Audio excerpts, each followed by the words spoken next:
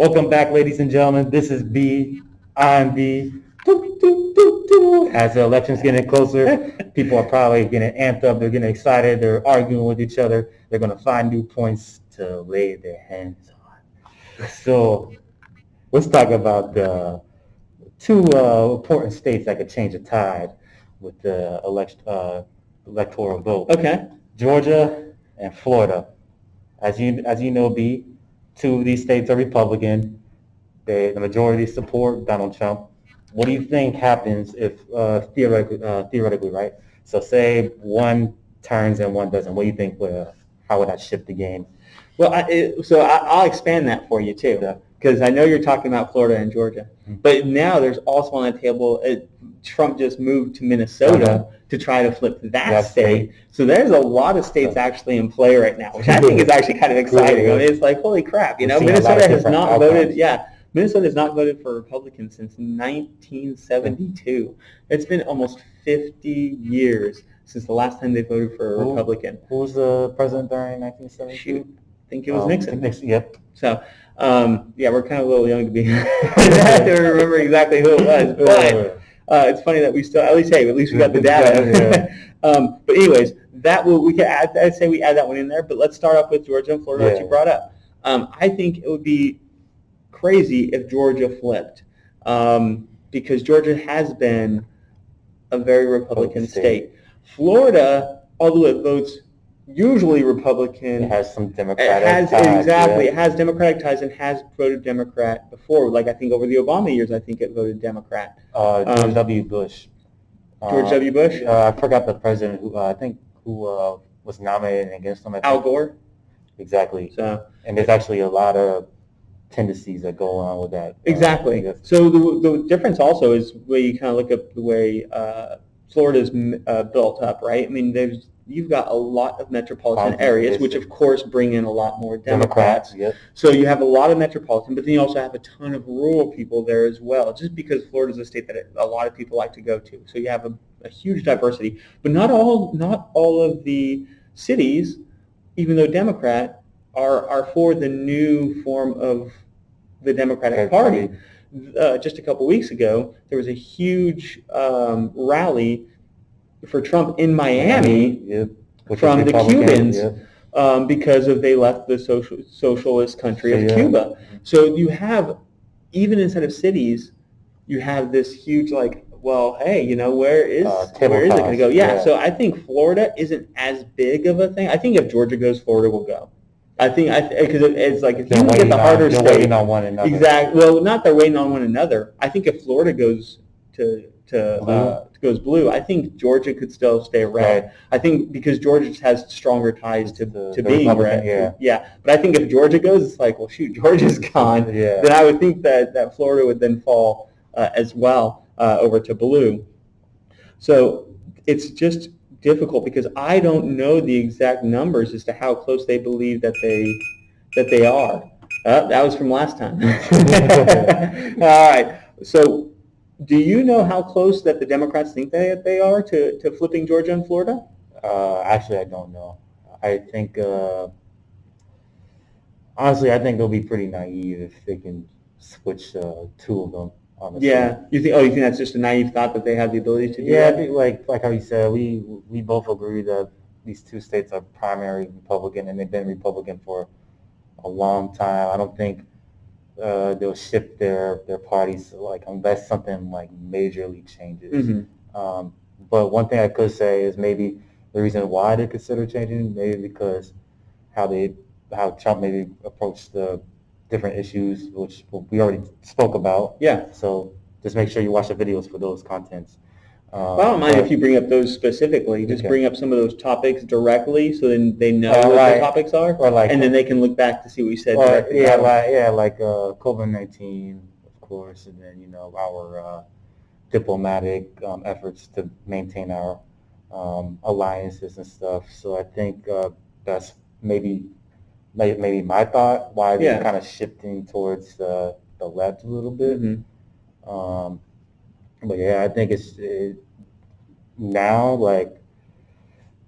people are probably going to be worried about this because they're like, oh, what if these two states go and they're like they're like, Yeah. damn, man, like, damn, Florida, damn, Georgia, like, they used to be Republican, now they're Georgia. Democrat. So they're like, yeah. So this is a crucial moment now. Yeah, I think it is a crucial moment, and I think Couple days Georgia, away from Georgia this. and Florida, I think are going to be close races. I'm not going to say that they're not. Even though they lean Republican, there's still a lot of Democrats in Georgia, and even more inside of Florida. The thing is that I think the Florida Democrats, like we've spoken about before, probably like to lean Republican, especially now Yeah. because of the way in which the parties have now aligned Yeah, a little so- bit more to the extremes. The maybe people that were like, oh, I don't mind being Democrat, so but then once they see, oh, it's getting a little too close to socialism. Hey, my family's lived this. Yeah. We're going to go over here where Yeah. Georgia doesn't have that population really. So that way, I'm not sure if that might actually play to where. I mean, just thinking about it, I said that if Georgia went, Florida would go, but if Florida went, Georgia might not go. If Georgia goes, Florida might not go actually, just kind of to retract what I said earlier, because that population might say, no, we're not going to go this way. So it could just be Georgia, just to make up for myself. Now, to add in Minnesota, because Trump just yesterday, I think, or maybe even 2 days ago, was like, I'm out of here. I'm going to take it. So apparently he must have gotten some information, some news saying, we got a shot to take Minnesota. And that is 10 electoral votes right there.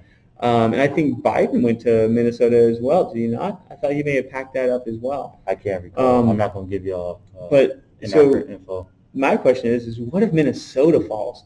If Minnesota falls, that hasn't fallen in almost 50 years to a Republican. It's game over. What does it say for the other states that are Democrat? Oh, it's game over then. That's the sense. There's no ands, buts, whatever. It's game over then.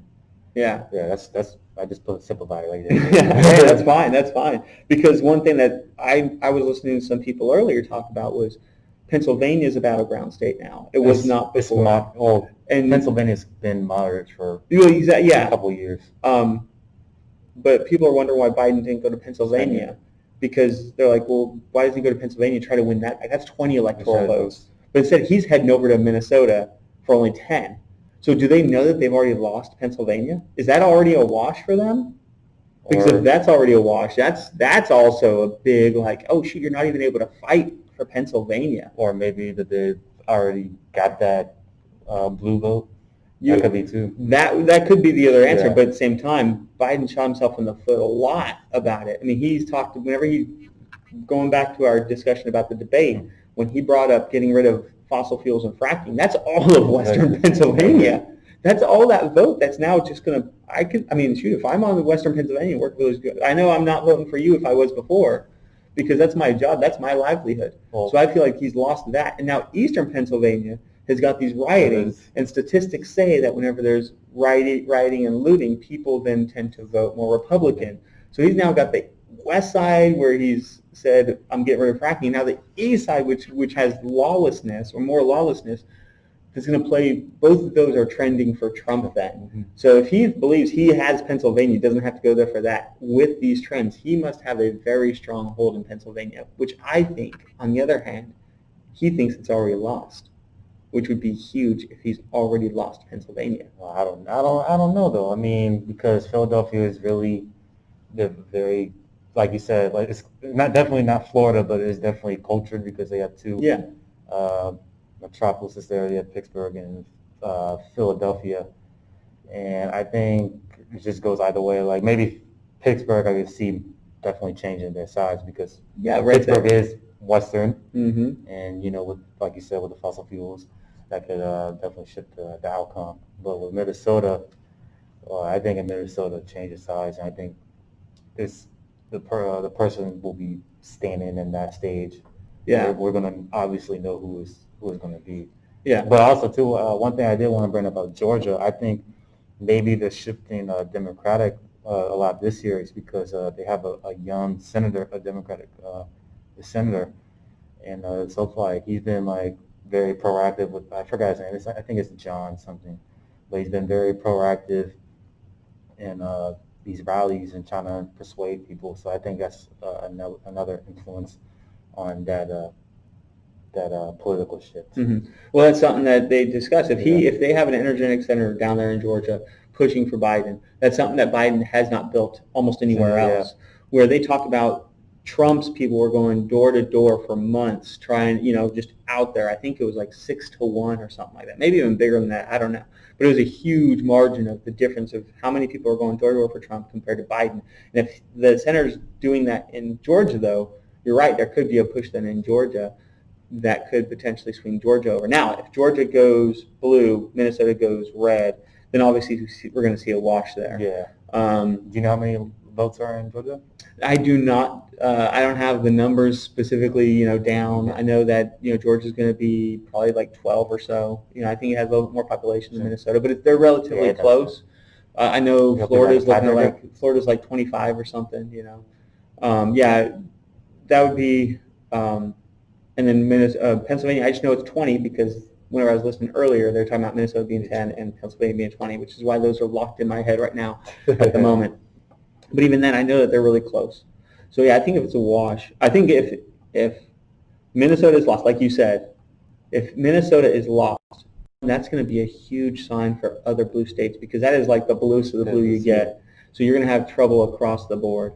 But even if you don't have trouble across the board and there's a wash, I think Trump's going to take it. So Biden has to find a place to win something back that was lost in 2016.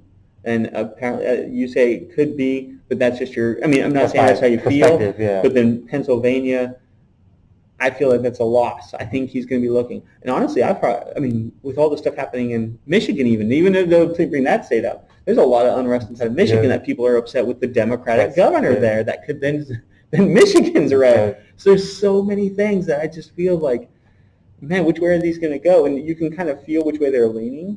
But the general population and how it's gone in the past is leaning the other way. So it's like, which way is it going to end up? Yeah. So I don't have any final remarks about it. Oh, yeah, you do. You have some final remarks because I got a question for you. Oh, you do? Okay. Yeah, I do have a question for you. All right, cool. And the question is, what's that? Where do you see each state landing on election night? Okay, so all 50.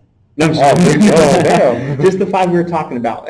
So we'll include Michigan. So Florida, Georgia, Minnesota, Pennsylvania, and Michigan. Where do you see those landing? Okay, I don't know enough about Michigan to give a definite answer. That's fine. So give me those 4 then. Okay, so I see Georgia turning blue because the new energized senator, he's young. Honestly, I see Florida staying red because they've been red for quite a minute. Yeah. Pennsylvania, that's tough, but I think they're going to remain blue still. And I think remain blue. They were red last election. Oh, they were? Yeah, that's what I'm saying. They were? Yes. Okay. Oops. So you see them turning back to blue in Pennsylvania? Yeah, I see them turning blue. That was my mistake. That's why I probably said that. Oh, okay. And then Minnesota, I don't know. It's gonna be a battleground there. I think it's gonna. You got to make a choice. I think it's gonna turn red. Okay. Yeah. So red, huh? Mm-hmm. Man, that's gonna be crazy. So in the end, that would be a loss of 20 for Trump. In the end, it would be a loss of 20 for Trump. Which in the end, if everything else stayed the same and those 4 made a change, Trump would still win 282 or something like that, or whatever. 282 to Biden's 240 or something like that. And I think we found our next topic for our video. Which is what? Did you hear that historically it's impossible for both presidents to reach 270? Well, that's why 269 is the number. Listen to this. So okay, I'm listening. They pointed this out theoretically. So if that happened, the Supreme Court would then make the decision at the time. And then what happened with the Supreme Court. So, Supreme Court 6-3 now. So I think that could be our next video. Yeah, that'd be crazy. Well, the next video is going to be on Monday. Yeah. So and we know that's going to be about the election directly. So if we don't want to do that as a full video, that could fall into that video. Yeah. But if we want to, we can leave that for the video afterwards. Yeah. It'd be crazy. Well, actually, we could do it for the video afterwards because then it might it'll be like our review of everything. Exactly. So I'm excited. I don't know. Election time comes around. It does get pretty exciting. Yeah. I know I voted this year, I voted too. so I didn't vote these colors either, so I'll be weird. But I don't have anything else. B, do you have? I don't have anything else either. I had a lot of fun. It was a great discussion. Yes. So again, for our channel, this is B. I'm B. Remember to like, subscribe, leave a comment, and always leave a comment if you can, because we will definitely get back to We you. want some more insight. Yeah, we want to know what you guys think. What are your picks? Out of those 5 or 4, what are your picks as to what you think is going to win, okay? So don't forget to leave that comment, hit the notification bell, and until next time, have a great day. Adios. Muchachos.